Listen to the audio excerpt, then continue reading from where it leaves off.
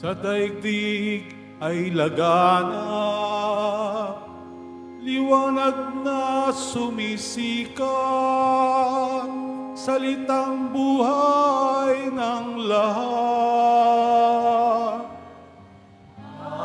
Hallelujah.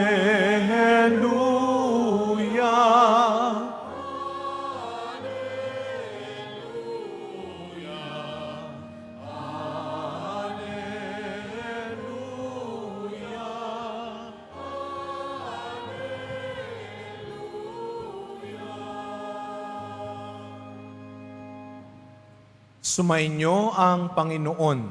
At sumaiyo rin. Ang mabuting balita ng Panginoon ayon kay San Mateo.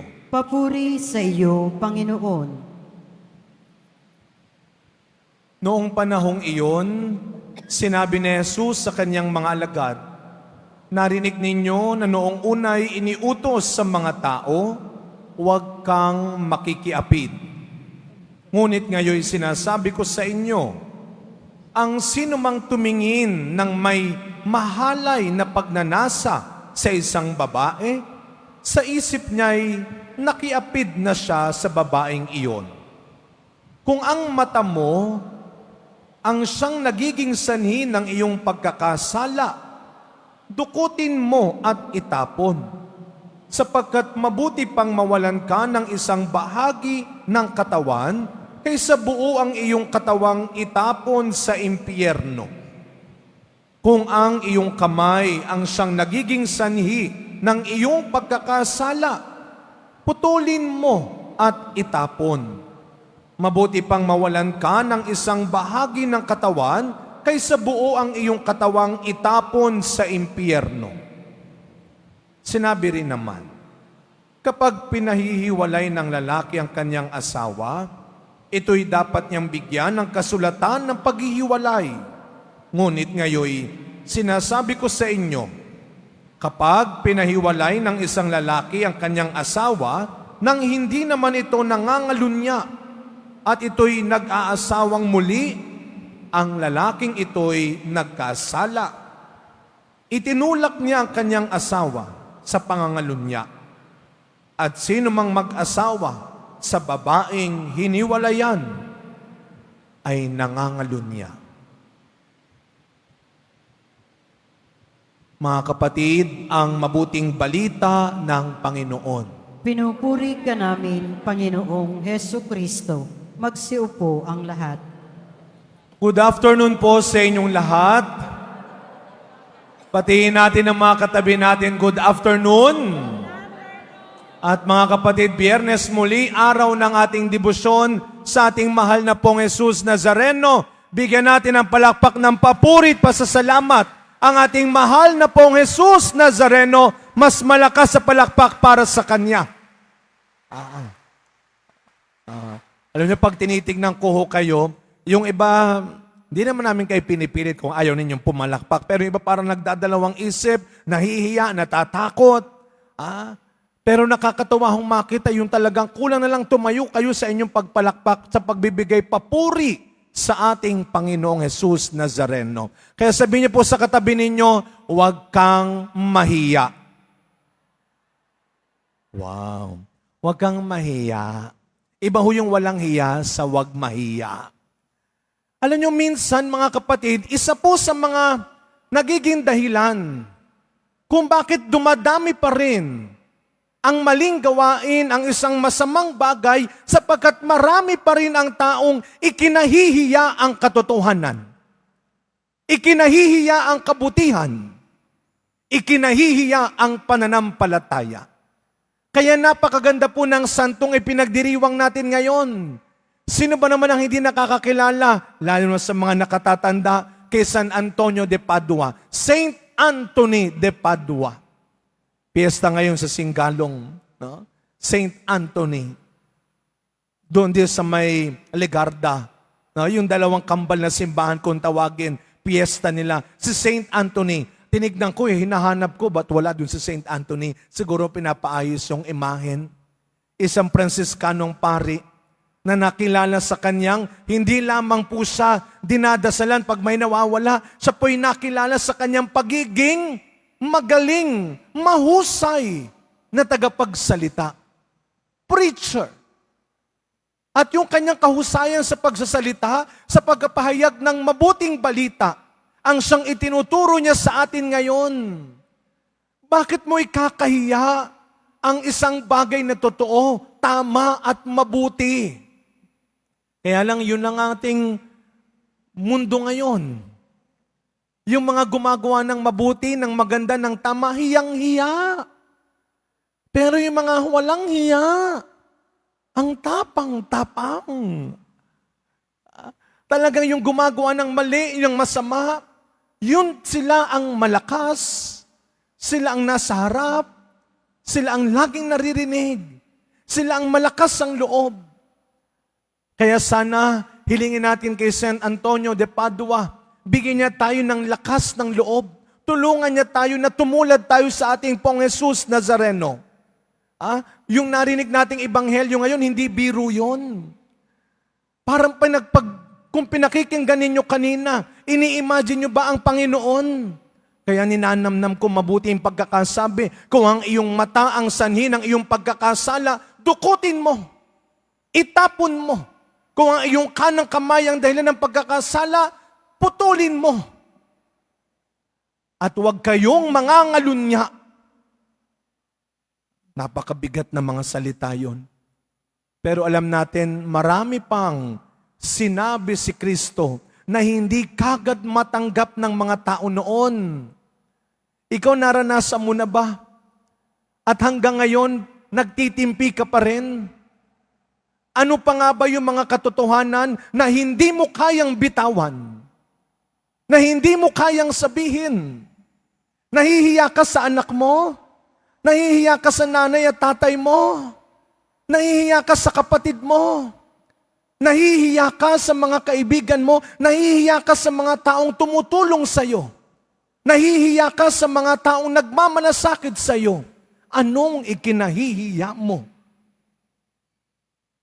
Sa mga itinuturo ni Kristo, ang wag natin sanang sapitin ay yung matapos tayo sa mundong ito, na nabuhay at namatay sa lihim ng katotohanan. Huwag sana't matapos ang buhay natin sa mundong ito na tayo ay matagal nang pinatay ng takot natin, ng pangamba natin, ng pag-aalinlangan natin na magsabi ng kabutihan at katotohanan. Hindi ho madali yun. Pero meron pang magandang sinabi si San Antonio de Padua. Ang sabi niya, let your words teach and your actions speak. Ang ganda nun. Let your words teach and your actions speak. Hayaan mong magturo ang iyong salita at magsalita ang iyong ginagawa. Most powerful. Ito yung matagal na nating sinasabi. Action speaks louder than words. Sabi ni San Antonio, hayaan mong ang iyong mabubuting ginagawa, ang iyong maging pinakamagandang aral na masasabi sa mundong ito. Kaya nga mga kapatid, isa po sa mga dapat nating paglaban ng takot ay hindi lamang yung magsalita ka, kundi yung gumawa ka. Gawin mo na ngayon kung ano yung tama, kung ano yung mabuti. Mga kapatid, nakakakilabot na balita, hindi man dito sa atin. Narinig niyo po, yung isang eroplano sa India, mahigit 200, kakaangat lang. Ilang segundo pa lamang o minuto, siyang bagsak ng eroplano. Mahigit 200 tao ang patay na maaaring madagdagan kasi ang binagsakan niya ay yung apartment ng mga doktor. Ang nakakakilabot na isang kwento doon, isang pamilya.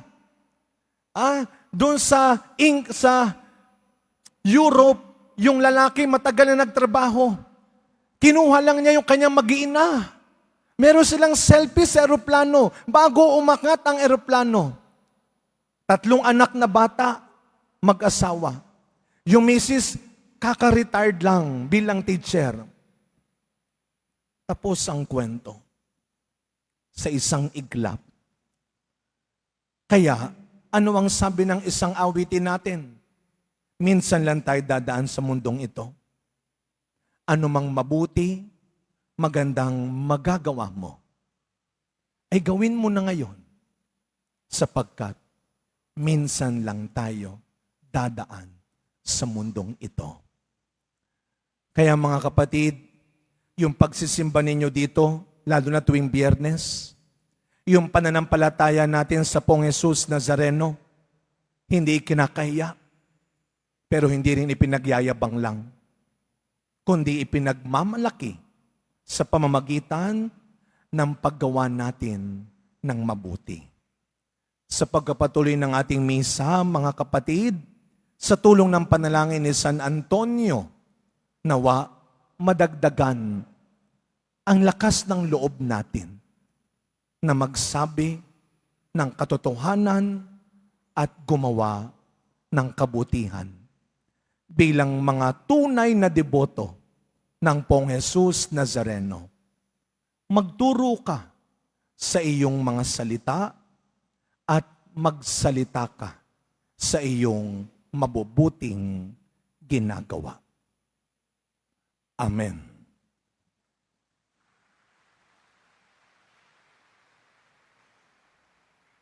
Magsitayo po ang lahat. Minamahal kong mga kapatid, manalangin po tayo sa Diyos na gawin niyang ganap sa atin ang kanyang gawain ng pag-ibig at katapatan. Ang ating pong itutugon, gawin mo kaming banal na tulad mo, Panginoon.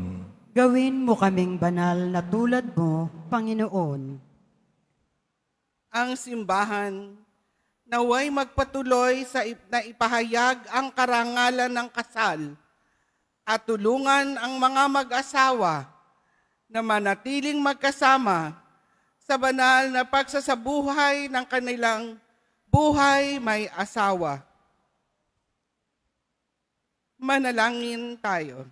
Gawin mo kaming banal na tulad mo, Panginoon. Ang mga mag-asawa naway maging matalas ang pakiramdam sa pangangailangan ng bawat isa at matagpuan ang tunay na kaligayahan sa buhay nilang pinagsama. Manalangin tayo. Gawin mo kaming banal na tulad mo, Panginoon. Ang mga dumaranas ng kahirapan sa buhay may asawa, naway patuloy na magsumikap na isabuhay ang kanilang mga pangako. Manalangin tayo. Gawin mo kaming banal na tulad mo, Panginoon. Ang mga may sakit, matatanda at nalulumbay, naway makaranas ng pag-aalay ng ating komunidad.